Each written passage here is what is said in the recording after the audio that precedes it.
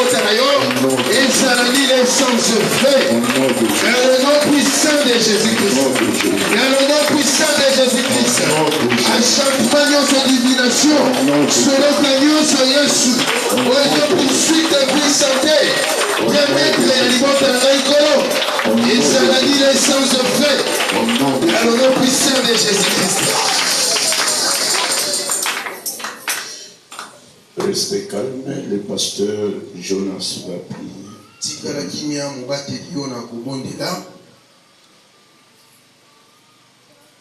Éternel Dieu Tout-Puissant, nous te disons merci pour les services de ce matin. Merci Jésus pour nous avoir préservés contre tout esprit de poursuite les liens familiaux.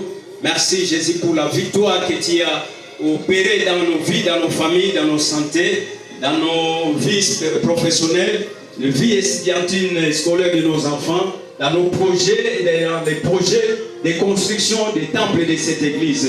Que ton nom soit élevé, au nom puissant de Jésus-Christ Nazareth, nous avons ainsi prié. Amen. Est-ce qu'on peut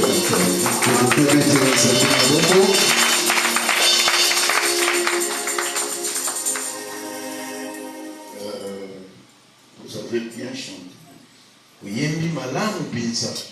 C'est bien, bien aimé. Tu chantes bien. Non, moi je ne vais pas dire de commencer. Je parle à mon bien-aimé. Papa Victor.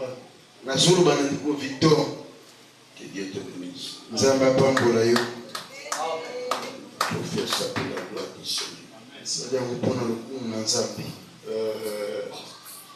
Aujourd'hui, on va mettre un point virgule. Je crois que vous allez me supporter. Vous allez me laisser le temps de parler.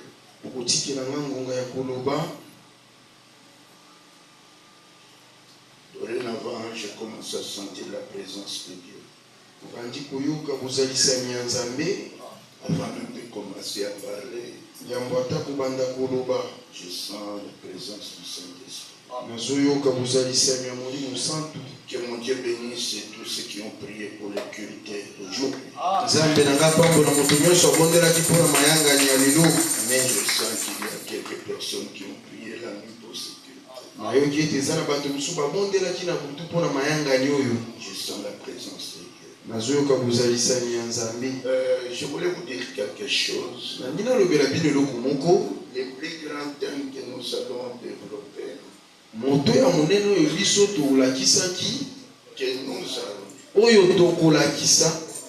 il faut être attentif. C'est un semeur entrepreneur. Ok. Donc on a besoin, Dieu a besoin de semeurs entrepreneurs. Je vous ai enseigné quelque chose dans cette église. Dieu nous a donné les fruits pour manger. Mais Dieu ne nous autorise pas de manger la semence. Une personne qui mange la semence. Une église qui mange la semence. Un travailleur qui mange la semence. Il ne prospérera jamais. Amen. Donc il constitue un obstacle à l'avancement de sa vie, de son travail, de ses œuvres.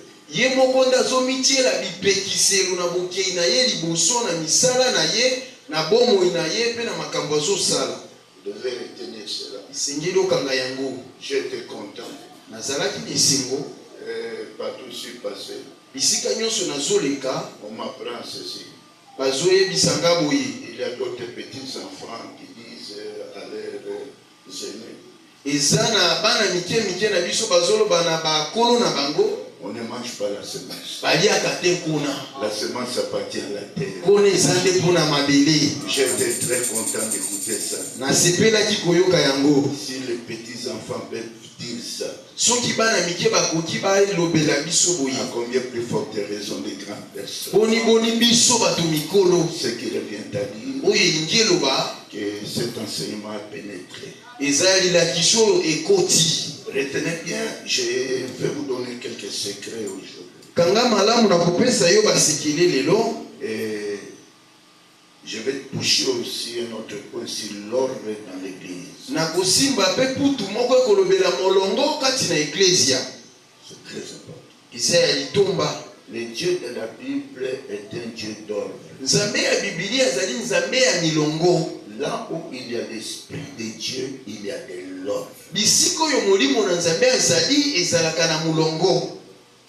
Quand vous marchez dans le désordre, Soki bozo tambola na bulu yeke, vous ne vivrez pas la main de Dieu. bokomona te loboko na nzambe. Malgré tout ce que vous pouvez chercher à entreprendre, Atako nyonso yo koluko banda kusala. Dieu n'aime pas aussi les Dieu n'aime pas les irresponsables. Nzambe balingaka te bato oyo bazosinda komimemela mikumba na bango. Le Dieu de la Bible est le Dieu des responsables. Nzambe ya Biblia aza nzambe oyo ya bato oyo bayebaka komema mikumba. Dieu n'aime pas aussi la négligence. Ye alingaka pe te négligence. Même dans les moindres des choses, Atako na eloko ya mukie il n'aime pas la négligence. alingaka yango te. Je vais vous donner un exemple. Nakopesa ndakisa. Un jour, Jésus a fait multiplier les pains et les poissons. Mokolo moko nzambe afulukisi lipa pe mbisi. Après que les gens aient mangé, Sima ya bato ya kolia il leur dit ceci: alobeli bango boye. ramassez le reste. Bolokota baoyo etikali. Amen. Donc, le Dieu de la Bible qui ordonne à ce qu'on ramasse le reste. Nzambe ya Biblia azosenga lisusu balokota oyo etikali. Et on nous dit qu'on avait ramassé 12 paniers. Bayebisi biso balokotaki bikolo 12. Et c'est ces 12 paniers que nous continuons à manger jusqu'au jour. Nde bikolo 12 oyo tozokoba kolia yango kino lelo. Amen. Le reste. Oyo ekotikala. Faites attention avec les restes. Salaki ebana oyo ezotikala. On ne joue pas avec les restes. Basakanaka te na oyo etikali. Le monde spirituel Mokili ya milimo ne répond pas à la gratuité. yango epesaka ya pamba te.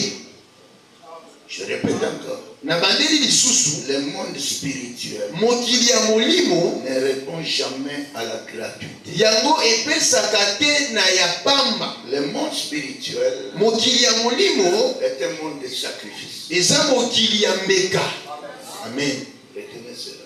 Kanga yango Pour nous avoir, mpona kozwa biso Dieu a sacrifié son propre fils. apesaki mwana na ye moko mbeka. Même les occultistes, ils savent ça. Atako bato ya soloka bayebi yango. Amen. Dans leurs histoires, là, Na makambo na bango kuna pour monter, mpona komata on te demande même le sacrifice de ton enfant, basengaka ata mbeka ya mwana na yo, de ton épouse, ya mwasi na yo, ou d'une partie de ton corps. o eteni ya nzoto na yo. Heureusement pour nous, Malamu mpona biso on ne sacrifie plus les hommes. topesaka mbeka ya bato te. Dieu a déjà sacrifié son fils pour nous. Mpo nzambe asapesa mwana na ye mpona biso. Amen. Retenez cela. Kanga yango Si vous voulez penser avec Dieu, soki olingi okoba na nzambe, sachez que le monde spirituel ne répond pas à la gratuité. yeba ete mokili ya molimo yango epesaka te ya pamba. Sarah, la femme d'Abraham, était décédée. Sala mwasi ya Abraham akufaki. Lorsque Abraham va chercher la caverne de Macapela, Tango Abraham akie koluka tundu to lidusu ya Makapela, et les jardins qui étaient là, pe elanga oyo ezalaki wana, ils ont voulu lui donner ça gratuitement. balingaki bapesa ye yango ya pamba. Il dit non, je ne prends pas gratuitement. Alobi te nga na kozwa ya pamba te. Donnez-moi le prix en argent. Bopesa ngai motango ya mosolo. Et notre père Abraham avait acheté les champs de Macapela. Pe tata na biso Abraham asombaki elanga ya Makapela. Lorsque David a fait pécher Israël, Tango Dawidi ye akotisi salela na lisumu, alors un fléau s'était répandu en Israël. e mambe moko ebeti to etondisi salela. Les gens commençaient à mourir. Bato babandi kokufa. Alors le Seigneur lui dit, va élève un hôtel. Nzamba ebisi ekende pe tonga etumbelo. Il arrive à l'ère d'Arvana, la parcelle d'Arvana. Ake na lopako ya Arvana, Il trouve Arvana là-bas. akuti Arvana kuna, Il dit, je suis venu pour offrir le sacrifice à l'Éternel. alobi na ye mpona pesa mbeka na ngai epa na nkolo. Arvana lui dit, on prend la parcelle gratuitement. Alobi zwa lopango ya pamba. Je te donne les bois et toutes les choses. Nakopesa nkoni pe makambo nyonso. Écoute David. Yoka Dawidi, Je n'offrirai pas l'Éternel mon Dieu nakobonzela te nzambe na ngai quelque chose qui ne me coûte rien. oyo eloko oyo eza ya pamba. Donne-moi son prix en argent. Yo pesanga motango ya mosolo na yango. Et on lui a donné les prix. Pe bapesaki ye talo, Il a acheté asombi, et il a offert des choses à l'Éternel. pe ye abonzi biloko ayaki nango mpo na nzambe. N'aimez pas la gratuité. Kolinga te makambo ya pamba. Il y a beaucoup de gens qui aiment des choses gratuites. Eza na bato ebele balingi biloko ya pamba. L'hôpital, c'est l'État peut offrir, il dit, bon, pour les femmes enceintes, elles peuvent accoucher gratuitement, pour les écoles primaires là gratuitement. Mais je vous dis, dans votre vie, je dis, moi je suis dans un environnement spirituel, je dis dans votre vie spirituelle, il ne faut pas accepter la gratuité. Mbula matala yakoki kopesa bakelasi to l'hôpital mpona basi kobota ya pamba, kasi nga nazali na eteni ya molimo nalobi kolinga te makambo ya pamba. Il faut des choses qui te coûtent. Esengeli biloko oyo ekokute yo. Là tu auras le droit de parler. Wana kozala na makoki ya koloba. Amen.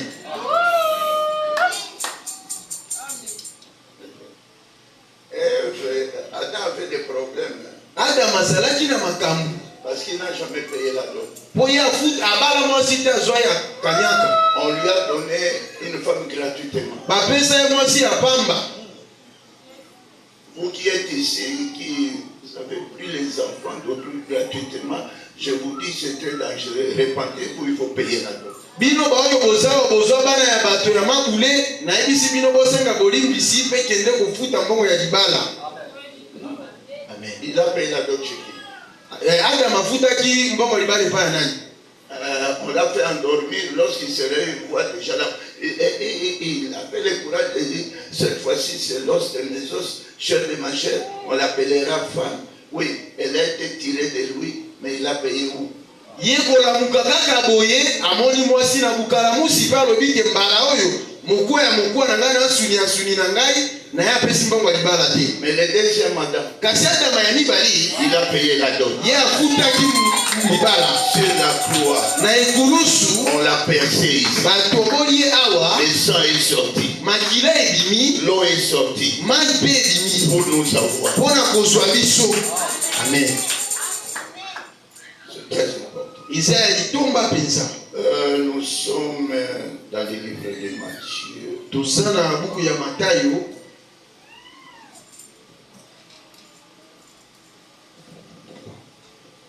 Matthieu 25. Matayo 25.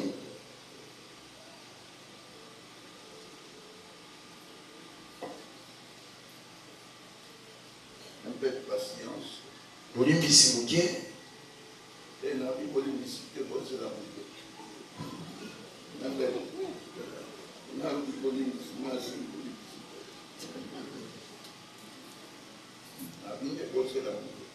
Amen. Matthieu chapitre 25. Matayo 25. Nous allons prendre à partir du verset 15. Tokubana na molongo ya 15 Ou bien 14. to 14. Je lis au nom de Jésus. Natangi na kombo na Yesu.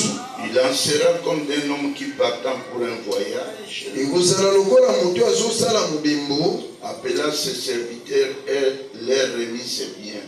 abengi basali na ye pe apesi bango biloko na ye. Il donna 5 talents à l'un, Apesi moko talata 5, 2 à l'autre, mibale na mosusu, et au troisième à chacun selon sa capacité. pe na oyo asuka apesi moto na moto kolekela makasi na ye. Et il partit.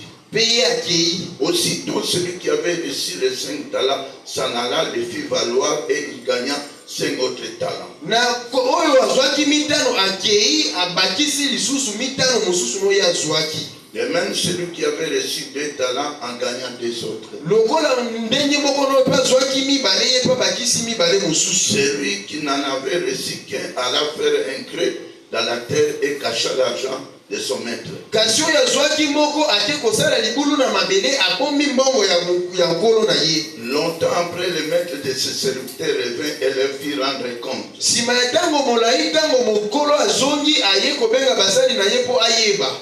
Sachez que le Seigneur va nous faire rendre compte. Yeba ete nkolo mokolo moko akosenga biso mpo ayeba nini yo tosala. Celui qui avait reçu les 5 talents s'approcha et en apportant 5 autres talents. Oyo azwaki mitano ayei mpe amemi lisusu mitano mosusu. Et il dit, Seigneur, tu m'as remis 5 talents, voici j'en ai gagné 5 autres. Alobi nkolo opesaki nga mitano tala na bakisi lisusu mitano mosusu. Son maître lui dit, c'est bien, bon et fidèle serviteur. Tu as été fidèle en peu de choses, je te confierai beaucoup. Entre dans la joie de ton maître. Kolo na ya lobi ozali penza mosali malamu na pesa kyo mitano bakisi mitano zalaki malamu no ya muke bakobakisela no ya mingi pota na bopemi na celui qui avait reçu les 2 talents s'approcha aussi et il dit, oyo azwaki mibale ye pa pusani alobi, Seigneur, tu m'as remis 2 talents, voici j'en ai gagné 2 autres. kolo opesaki nga mibale na bakisi lisusu mibale mosusu. Son maître lui dit, c'est bien, bon fidèle serviteur, tu as été fidèle en peu de choses, je te confierai beaucoup, entre dans la joie de ton maître. Kolo alobi ozalaki mosali malamu ozalaki malamu no ya muke na kopesa oyo ya ebele kota na bopemi ya mokolo na ye. Celui qui n'avait reçu qu'un talent s'approcha ensuite. Kasi oyo azwaki moko ye mpe ayei. Et il dit, Seigneur, je savais que tu es un homme dur. Alobi nkolo nayebi ete yo ozalaka moto matata. Qui moissonne où tu n'as pas semé. Yo kendeki obuka ata bisika olonaki te. Qui amasse où tu n'as pas vanné. Ozwaka mpe place oyo yo osalaki te. J'ai eu peur.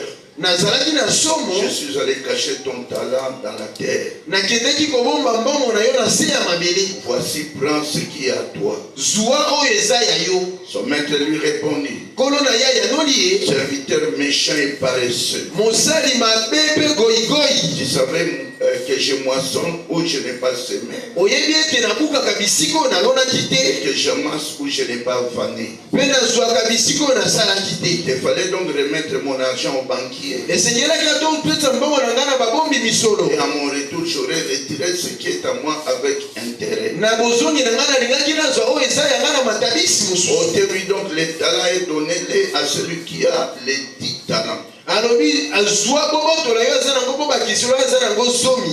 On donnera à celui qui a. Bakopesa na oyo aza na yango. Il sera dans l'abondance. Mpe ya kozala esu na bofuluki. Et à celui qui n'a pas. Mpe na oyo aza nango te. On notera même ce qu'il a. Bakobotola ata esusu azalaki nango. Et les serviteurs inutiles. Mpe yo ozali mosali moko azaki tina. Jetez-les dans les ténèbres du dehors. Bwaka ye na milili ya libanda. Là où il y a des pleurs et des grincements dedans. Kuna ezali na milelo mpe na koswa mino. Parole du Seigneur à moi. Amen. Est-ce qu'on peut acclamer pour cette parole? Okoki ometela nyuma na nzambe maboko. Regarde ton voisin. Tala mozalani na yo. Dis-lui, Yebisa ye. le Dieu de la Bible, Nzambe ya Bibilia. il est le Dieu des intérêts. Ye aza nzambe ya matabisi. Amen. Il est le Dieu des intérêts. Ye aza nzambe ya matabisi. Si tu ne produis rien, Soki yo kobota eloko te. devant que tu es inutile. Liboso ya nzambe ozali eloko pamba. Si une église ne produit rien, Soki eklise ezobota eloko te. cette église est inutile. Eklise wana eza na ntina te. Je vous dis la vérité. Nalobeli bino solo. Dans ce monde, Na mokili oyo. vous pouvez tous terminer les études. Bokoki banso bosilisi kelasi. Mais il y a d'autres personnes Kasi eza na bato misusu. qui sont les créateurs d'emplois. Bazali basali bango moko misala. Amen. Un créateur d'emplois, Mosali mosala. il ne travaille pas pour une autre personne. Ye asalaka te mpo na moto mosusu. Il est le patron de lui-même. Ye azali mokonzi ya ye moko. Devenez patron de vous-même. Yo mpe koma mokonzi ya yo moko. Amen.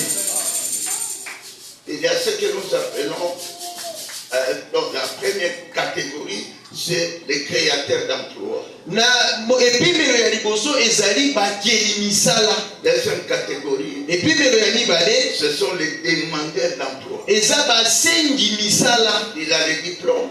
Azana diplôme. Il peut faire des années avec son diplôme. Akotalekisa bambula kaka na diplôme na ye. Il ne trouve pas de boulot Azozwa musala te. parce qu'il est chercheur, demandeur d'emploi. Po yazali nde moluki mpe mosengi mosala. Mais le Dieu de la Bible Kasi nzambe ya Bibilia fait à ce que nous soyons capables de créer quelque chose. ye alingi nde biso tozala na makoki ya kokiela eloko moko.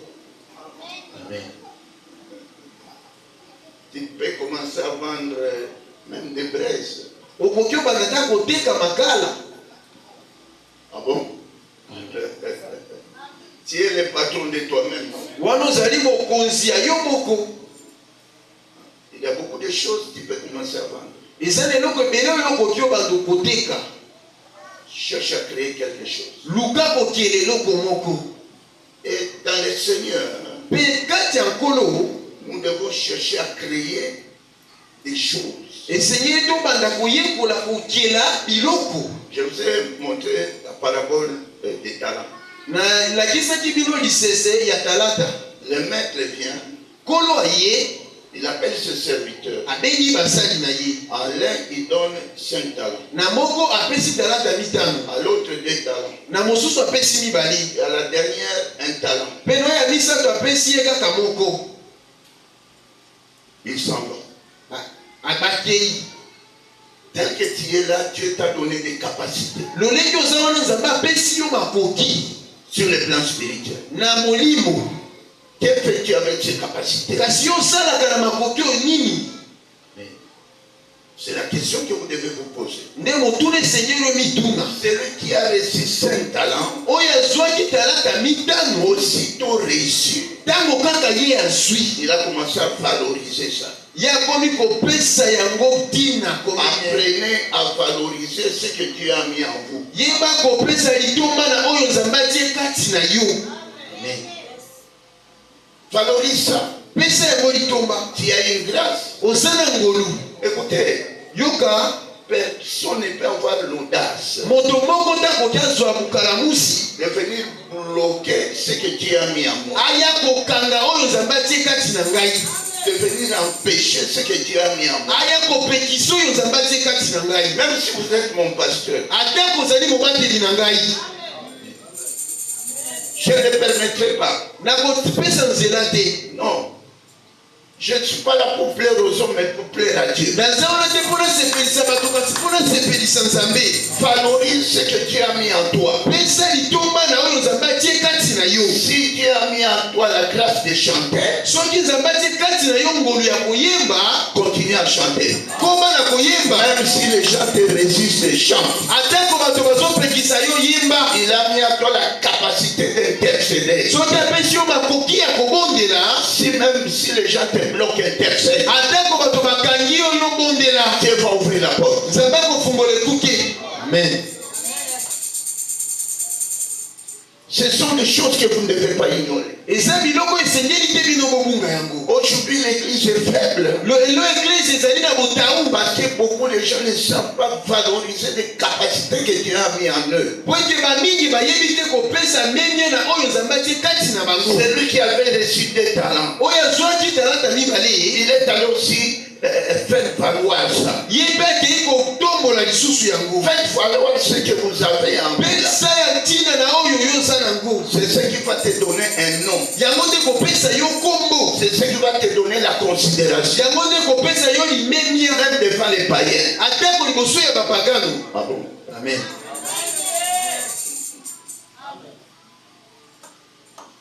Vous savez, Oyebi. il y a un pasteur Eza na mobateli moko qui m'appelait. oyo abengaki ngai. Je le connais même pas. Nayebi ata ye te. Il me cite le nom de notre pasteur Ye atangeli nga kombo ya mobateli mosusu. qui est à Kinshasa. Oyo aza na Kisasa. C'est mon fils dans le Seigneur. Ye aza mwana na nga kati na nkolo. Il m'appelle depuis, je vois un numéro qui m'appelle depuis le Canada. Namoni nimero moko ebengi nga uta Canada. Il m'appelle par mon nom. abenginga na kombo nanga. Quand j'ai décroché, je dis, il m'appelle pas bon.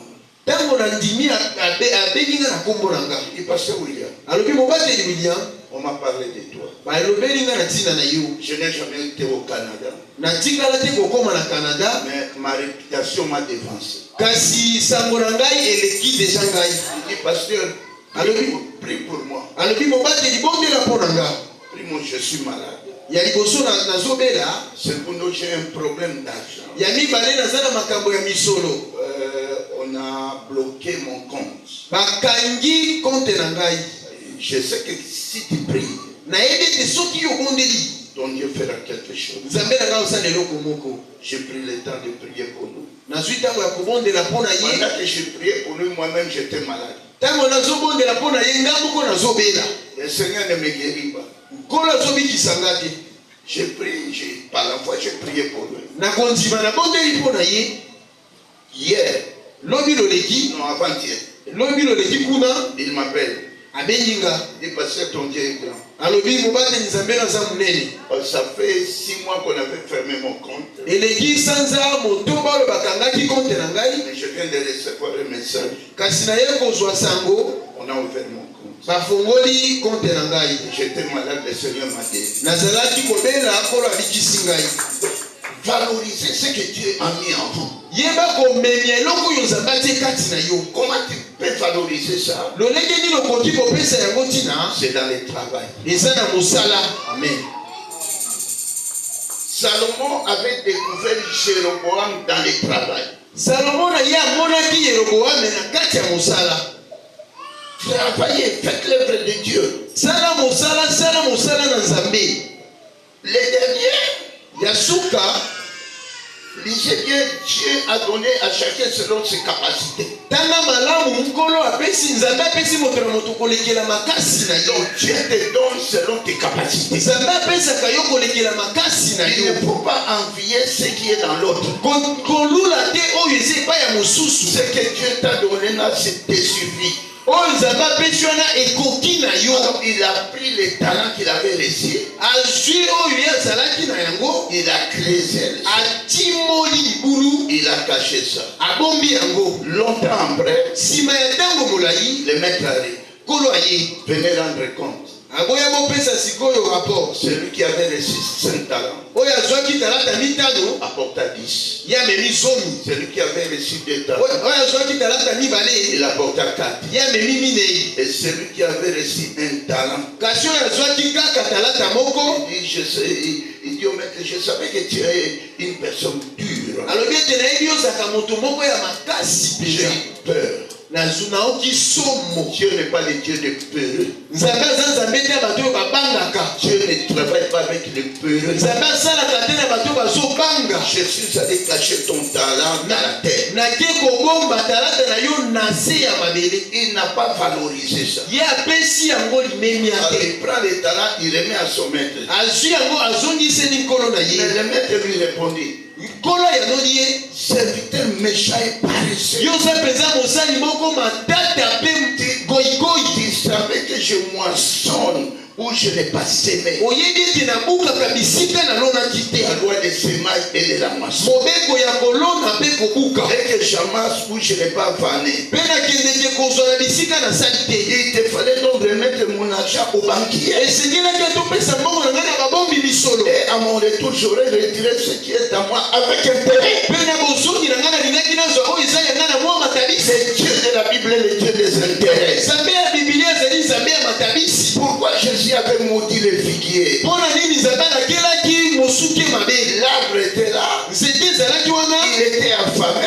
Yango ezalaki nzaki yesu azalaki na nzala. Lorsqu'il s'approche du figuier, Ntango ye apusani na mosuke. il avait seulement les feuilles. Ye amoni kaka bakasa. L'apparence extérieure. Ye amoni kaka ezaleli ya libanda. Mais il n'y avait pas de fruits. Kasi ezalaki te na mbuma. Qu'est-ce qu'il a fait? Nini asalaki? Il a maudit le figuier. Alakeli mosuke mabe. Si tu n'as pas de fruits, Soki oza na mbuma te. si tu ne produis rien, Soki ozoboka eloko te. tu n'auras rien. Okozwa mpe eloko te. 0 plus 0 égale 0.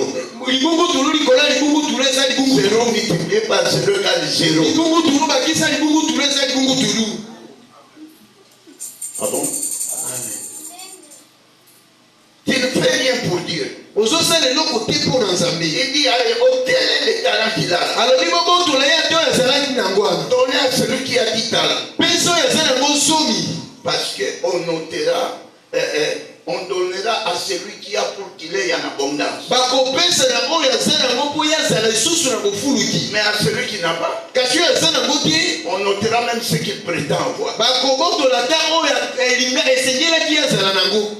Regarde le voisin, dis-lui, soyons sérieux. tala mozala noyebisa ezala serie. Soyons sérieux avec Dieu. Non, je vous dis des choses sérieuses. alobi zala serie na nzambe na yo nazolobela makambo eza ya ntina. Je commence à entraîner. na bandi okota sika. Sur le plan spirituel, na molimo je vous dis que la prière paye. nalobaki ete mabondeli efutaka. Tala voisin, le sang est foutu. Si toi la prière n'est pas encore payée, moi la prière m'a payé beaucoup de fois. soki yo mabondeli efutaka no yo te ngai mabondeli efutaka biloko ebele. Je vais donner des exemples palpables. nakopesa bandakisa ya komonana. En 2017, na mbula 2017 j'étais à la première fois, je crois. na mbala liboso kozala na aru. Il m'a reçu, je travaillais, ça c'était la première fois d'arriver à Aru. azwi ngai mbala liboso kokoma na yango nakomi kosala. Je travaillais dans son église. nakomi kosala na eklesia na ye. Le pasteur Jonas est venu me voir. mobateli yona aye komona ngai. Parce qu'ils ont commencé avec une autre église de l'autre côté, c'était ça, non? po ye abandaki na eklesia mosusu na ngambo mosusu. Avec Papa Joseph. na mobateli Joseph. Le pasteur Jean-Jacques m'a interdit d'aller là-bas. kasi mobateli Jean-Jacques apekisi nga nakende kuna. Je dis, même si vous m'interdisez, j'irai. ata kopekisi nga na kokende. C'est l'œuvre de Dieu qui est là aussi. eza mosala na nzambe nde eza kuna. Vous savez, c'est comme si vous voulez me fermer la porte de la bénédiction. eza longo nde okangela ngai kutu ya lipamboli. J'arrive nakomi et on a prêché à l'extérieur. Non? toteyaki kutu libanda. Ils ont monté la podium à l'extérieur. batongi podium libanda. Je prêchais là-bas. natei wana. Il y a un frère eza na ndeko moko qui était arrivé là-bas. oyo ayaki wana. C'était Blaise Kassa. ezalaki ndeko Blaise Kassa. Il travaille chez Vodacom. ye abandaki kosala na Vodacom. Il ne priait même pas chez Bethel. abandaki ate kosambela na Il Bethel. est venu participer à ce travail-là. ye aye kaka nde kozala kokota na nini na mosala oyo. Premier jour, il vient. mokolo ya liboso aye. Deuxième jour. mokolo ya mibale. Après le soir, je me suis à l'hôtel. mpe mokolo ya na spoko alandi nga na ndako ya boyambi. Il me dit, pasteur, je vais te voir. alobi mobateli nalingi namona yo. Je dis, tiens, un problème. nga na biso oza na likambo. Il dit, oui, j'ai un problème. alobi yo naza na likambo. Je travaille chez Vodacom. na bandaki osala epai ya Vodacom. Maintenant, on a terminé avec le contrat. kasi contrat esili. Il a fallu qu'on me paye esengeli bafutanga beaucoup d'argent. misolo ebele mpenza. Ça fait 3 mois. eleki sanza misatu. On ne me donne rien. bazopesa nga eloko te. Immédiatement, j'ai senti en moi. kati na nga nayoki. Prie avec lui. tobondela elongo na ye. Je lui ai dit, nalobeli ye. cette nuit, butu oyo. tu viens ici à l'hôtel. oyawa na ndako ya boyambi. On va prier à deux. tokobondela biso mibali. Jusqu'à le matin. kino ntongo. On a prié avec lui. tobondeli na ye. Et pendant 3 heures du temps, nsima ya saa misatu. j'ai dit, mais on a déjà prié, dormons. nga na bito si tobondeli tolala. Après le matin, mpe na ntongo. il est parti. akei. 2 jours après, nsima ya mikolo mibale. il vient avec une enveloppe. aye na lokasa. Il dit, pasteur, ton Dieu est grand. alobi mobateli nzambe no aza monene. Il me donne cette enveloppe. apesi nga lokasa oyo. Je jette ça dans la garde-robe. natia yango kaka kuna na ebombelo ya bilamba. Parce que j'allais sortir. mpo nalingaki nabima. Il m'a pris à bord de son véhicule. azwi nga na motuka na ye. Nous sommes allés faire le marché, acheter les unités. tokei na zando mpona kosomba unité. Lorsque je rentre, ntango nazongi. j'entre dans ma chambre. nakoti na suku na Je ngai. dis, je vérifie d'abord cette enveloppe. nabina tala nano eloko oyo. J'ouvre l'enveloppe. ntango nafongoli. $1,650. $1,650. Je vous dis la vérité. nalobeli bino solo. Qu'est-ce qui m'a payé 1,650? nini nde efuti nga motango ya misolo oyo. C'était la prière. ezalaki mabondeli. Alléluia. amen.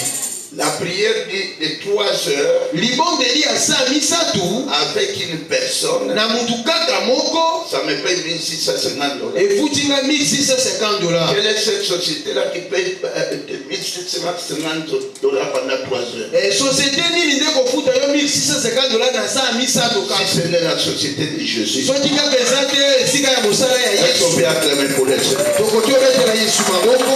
Écoutez-moi, je commence d'abord par la prière. Yoka na bandinano na mabondeli. La prière ouvre les portes. Mabondeli nde fungolaka bikuke. La prière ouvre les ciels. J'ai enseigné ça ici hier. Bimabondeli efungolaka lola na lakisaki yango awa. Et un homme de prière, Moto ya mabondeli, une femme de prière mwasi ya mabondeli, est inarrêtable. yes bakangaka ye te. Non, on ne peut pas arrêter un homme et une femme de prière. Bakoki te bakanga mwasi to mobali ya Parce mabondeli. que celui qui prie, Po ete moto oyo azobondela, il est détenteur de clés. ye azali nde mosimbi bafongola.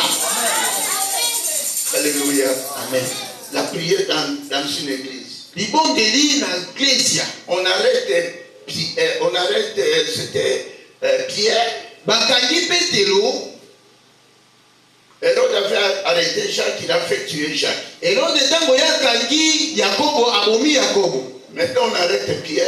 Bakangi sikoyo Petelo, Écoutez, Pierre n'est pas Jacques. yoka Petelo aza Yakobo te. Si Dieu a permis à ce que Jacques meure, Soki nzambe apesaki nzela Yakobo akufa, mais l'église n'a pas permis à ce que Pierre meure. kasi eglise apesaki nzela te Petelo akufa. Pierre était en prison, Petelo na boloko, l'église en prière. eglise na mabondeli. La prière de l'église Mabondeli ya eglise a fait descendre un ange dans la prison. ekitisi mwanze kuna na boloko. Et Pierre était délivré. Pe Petelo ye akangwamaki.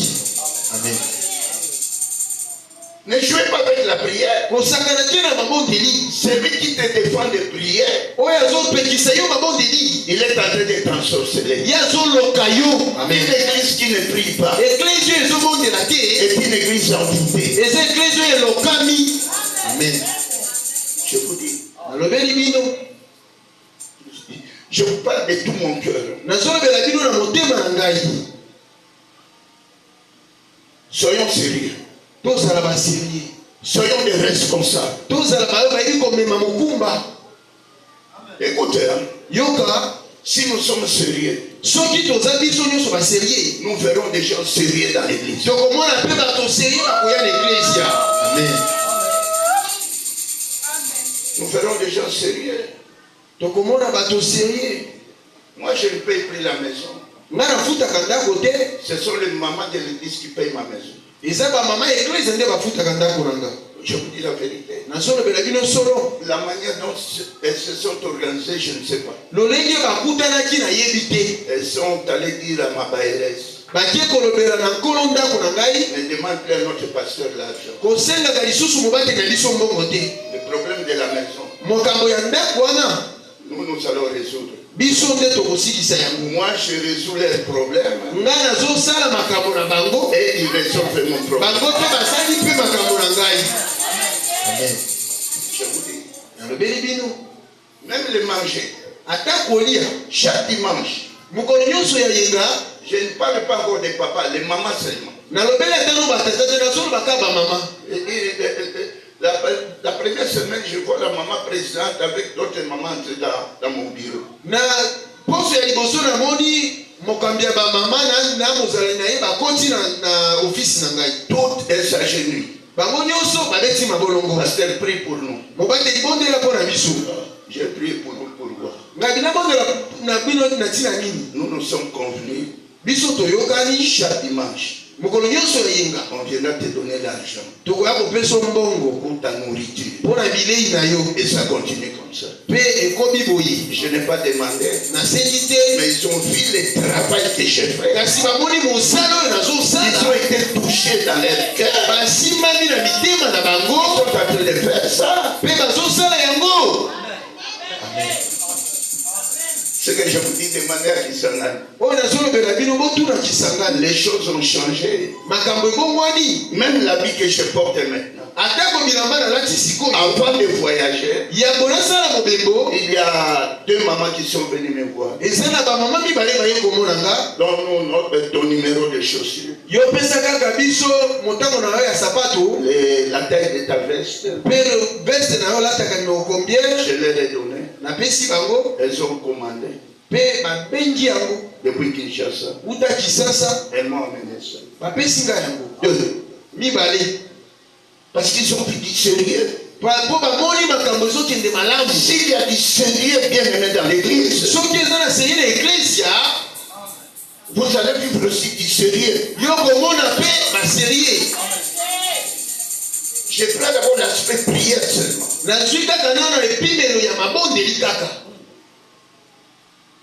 Un pasteur de notre église, je ne cite pas le nom par respect. Il y a un papa qui donne à l'église 2 parcelles. Il prend tous les 2 parcelles, il vend ça. Il prend l'argent et met dans sa poche. Un autre papa donne encore une autre parcelle. Il vend encore la parcelle. Quand j'arrive dans cette église-là, je ne cite pas les noms. Et toi, tu dois connaître ce passage. J'arrive, je vois les fidèles venir me voir.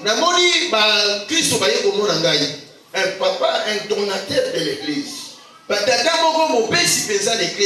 Il dit, parce que moi je n'irai plus à l'église. Je dis pourquoi? Il dit, j'ai donné des parcelles à l'église. Jusque là, je ne sais même pas où la parcelle déjà vendue, l'argent, et ça ne se voit même pas. Moi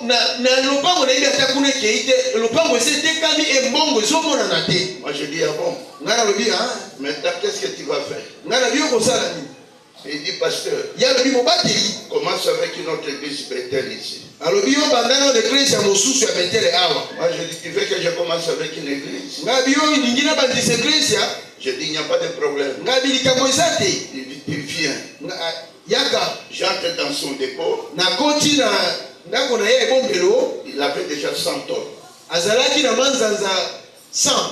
Et d'autres choses. Il dit, pasteur, si moi je n'irai plus dans cette église-là, commence l'église. Au mois de mars, je viens pour aller commencer cette église. Non, parce qu'on ne peut pas favoriser les aventuriers. On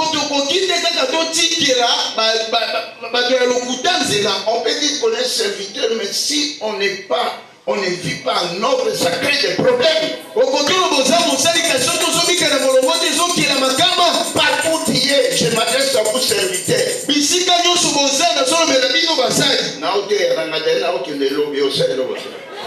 Non, je vous dis la vérité. La vérité blesse. Elle a franchi. Dans une église de responsables, pasteur Joël, écoutez-moi.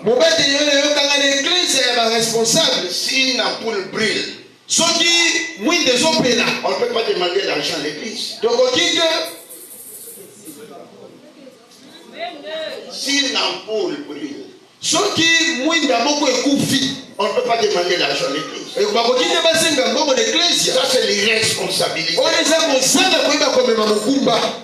Supportez-moi, je vous dis. La gestion des choses de Dieu. Comment gérer les offrandes? Comment gérer la dîme? Comment gérer les actions de grâce? Comment gérer les personnels? Même dans les grandes sociétés, il y a une direction des ressources humaines. Même chez vous là-bas, il y a là. C'est Njabou qui était le directeur des ressources humaines. Je le connais parce qu'on est avec lui à Christiana. Écoutez-moi bien aimé. Il faut que les pasteurs, vous serviteurs qui êtes là, que vous sachiez gérer les grâces dans l'église. Et Seigneur,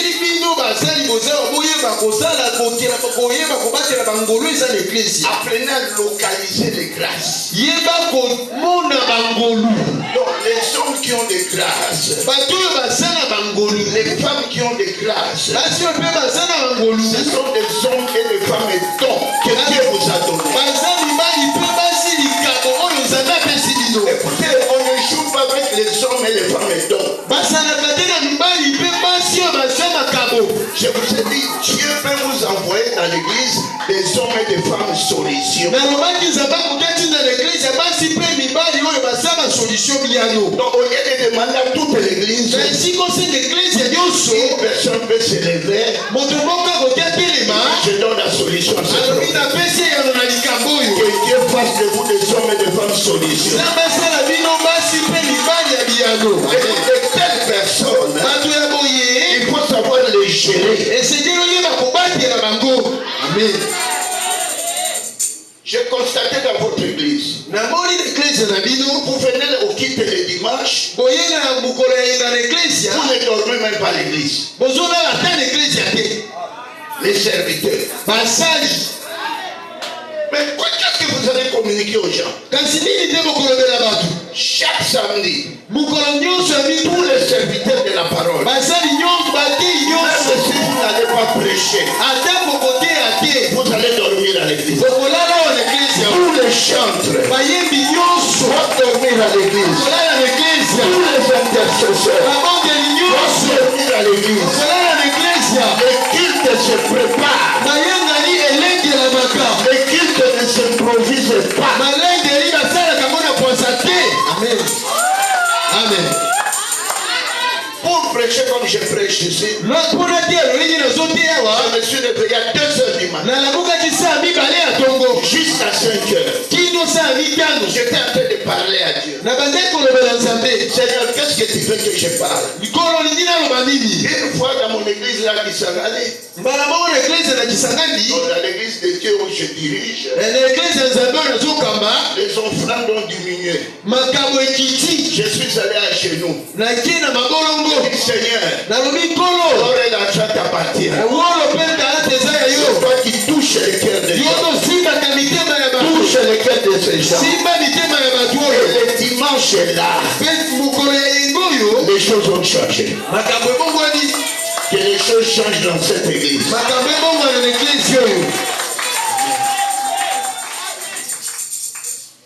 Chacun à sa place.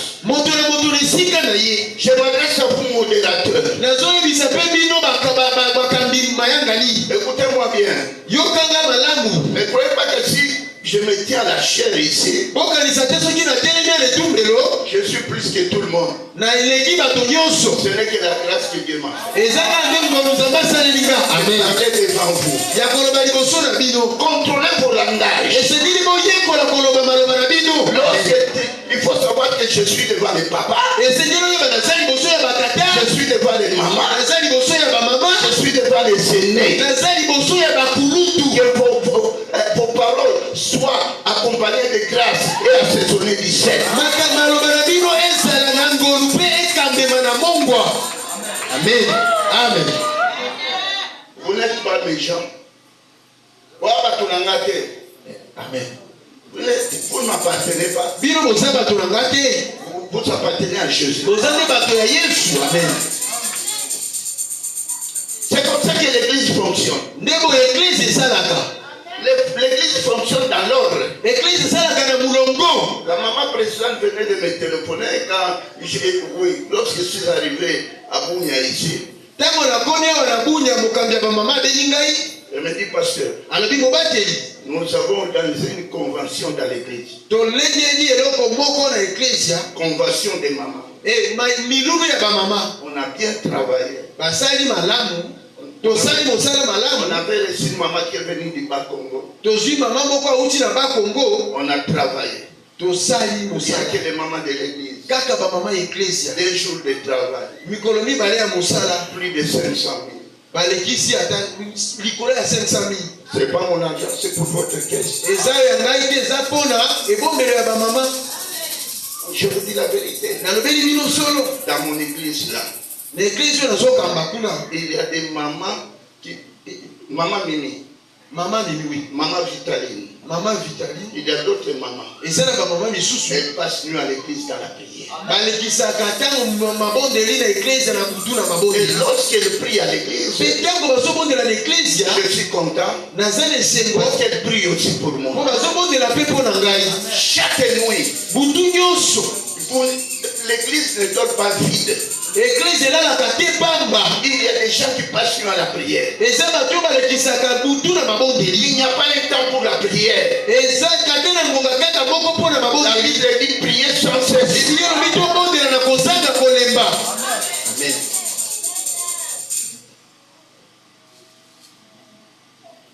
Hier, ceux qui étaient ici ont vu, non? C'était hier. On est venu, on a convoqué seulement une prière des travailleurs. Et vous avez vu la délivrance que Dieu a opérée dans la vie des gens. Écoutez-moi, la prière opère de grandes choses. Il y a même d'autres personnes. Moi, je n'ai pas l'habitude de toucher les gens, de pousser les gens comme ça. Je ne fais jamais ça. Quand j'approche seulement ma main, avec l'onction qui est à moi, s'il y a un démon, tu vas partir. Amen. Je ne force pas la délivrance. La délivrance ne m'appartient pas. Le cheval est équipé pour les jours de la bataille. Mais la délivrance appartient à l'État. Celui qui délivre, c'est Dieu. Soyons sérieux. Amen. Soyons sérieux. Nous aussi, quand on grandissait, on était dans de telles histoires. Et quand on a grandi, j'ai compris que Dieu marche avec les gens ordonnés. Et j'ai décidé de mettre de l'ordre dans ma vie, dans les ministères, dans tout. J'ai décidé de mettre de l'ordre.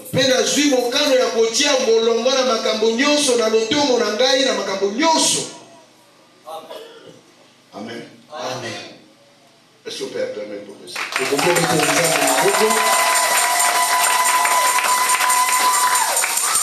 Je suis devant vous et devant Dieu. À l'église que je dirige, je ne touche pas aux offrandes. Je vous dis la vérité. J'ai nommé un intendant qui est là. J'ai confiance à lui. Je ne touche pas la dîme. Je suis devant Dieu, je vous dis ça. Il y a un intendant qui est là. Lorsqu'on donne la dîme, il compte la dîme, il compte les offrandes, il vient me faire des rapports. Il a la clé de répartition. Il sait que pasteur, je lui donne autant de pourcents. Les collaborateurs, je vais leur donner autant. Et les auxiliaires, ceux qui nettoient l'église, tout ça, on peut même les motiver avec un petit rien. Les offrandes à la caisse. Alléluia. Amen. Je vous dis la vérité. Les offrandes à la caisse. S'il y a quelques besoins de l'église, on fait sortir les offrandes. S'il y a une nécessité pour un pasteur, un serviteur, on fait sortir l'argent dans la caisse. Si l'église n'a pas de caisse, c'est très dangereux. L'église ne fonctionne pas avec des faire-part. Non. Tu veux te marier, faire part. Moi, si, ayo, bon, bisous, donc, je vais faire part pour aller. Amen. Amen. Alléluia. Amen. Tu veux construire ta maison, faire pas. C'est ta maison, non? Tu nous fais parler quoi?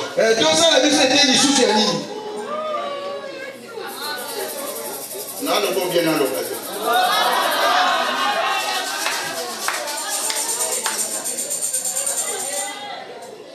Attends, vous voyez bien offrande dans le loba. Amen. Alléluia. Non, je parle comme un père. Il y a des choses que nous devons corriger dans nos églises. Vous savez, je suis arrivé chez Pasteur Pierre. Un enfant qui vient d'ici. J'arrive dans ces... Le premier jour, j'ai foulé les soldats rouges. Le papa m'appelle. Pasteur, on a une réception. On va causer. Il n'y a pas de problème. Ils organisent une réception. Pendant que je voulais sortir, $200. Argent de poche. Mais il y avait tout à manger, il y avait tout, il y avait. Je dis, bon, que le Seigneur vous bénisse. Alléluia. Amen. C'est ça l'ordre dans l'église. On n'a pas demandé, ils n'ont pas demandé. Le jour où je devais quitter, faire la dédicace, dédier l'église entre les mains du Seigneur. Je suis devant Dieu, je vous dis. Je suis appelé des serviteurs considérés d'Aaron. Même l'administrateur du territoire était là. Je prêchais. Avant de bénir l'église, je lui donnais mon offrande. Parce que Dieu marche avec les offrandes. Ils m'ont tendu une enveloppe. $1000. Non, je vous dis la vérité. Amen. Ils m'ont donné, j'ai dit devant $1000. Après les cultes, j'appelle les pasteurs qui ont prié avec moi. $100.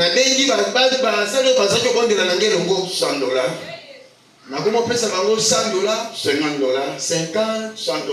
$100. Selon, bon, chaque pasteur, selon que l'esprit me conduisait. Parce qu'ils ont participé parfaitement pour bénir l'église. Papa Pierre, hier, moi j'ai posé la pierre, vous ne m'avez rien donné. Vous allez donner mon argent aujourd'hui. Moi je marche dans la vérité. Non, il n'y a pas de gratuité, Papa Pierre. J'ai mal parlé. Non, c'est l'appel mon unicité pour la lobby Magambasso. Amen. C'est mon argent.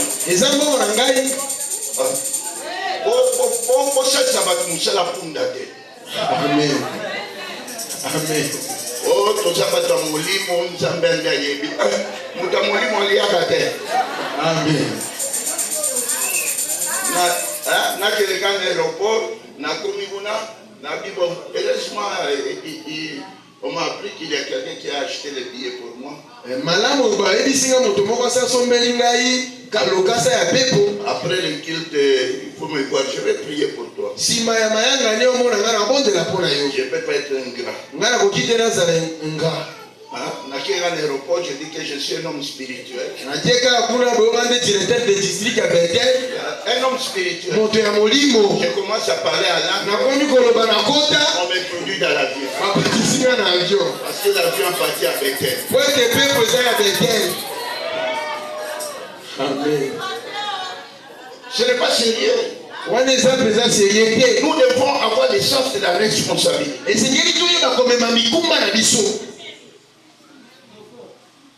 Le rôle du pasteur, la parole et la prière.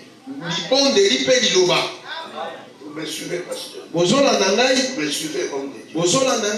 La parole et la prière. Le reste, l'église doit s'en occuper. C'est pas la Kinshasa, non? nazokende Kisasa Avec votre pasteur. na mobateli na bino. Il y a une école de ministère là-bas. Eza na etelo moko ya lotomo kuna. Au moment que je vous parle, Na ntango nazolobela bino, mon billet est déjà prêt. lokasa na ngai ya pepo eza deja tayari. L'enfant qui est resté avec l'église. Omona etikali na eklezia. Il dit, papa, ne t'inquiète pas, le problème de ton billet est déjà résolu. Okobanga te makambo ya pepo eza esili. Là où il y a de l'ordre, tout marche bien. Bisiko eza na molongo nyonso etambolaka malamu. Dieu est un Dieu d'ordre. Nzambe aza Nzambe ya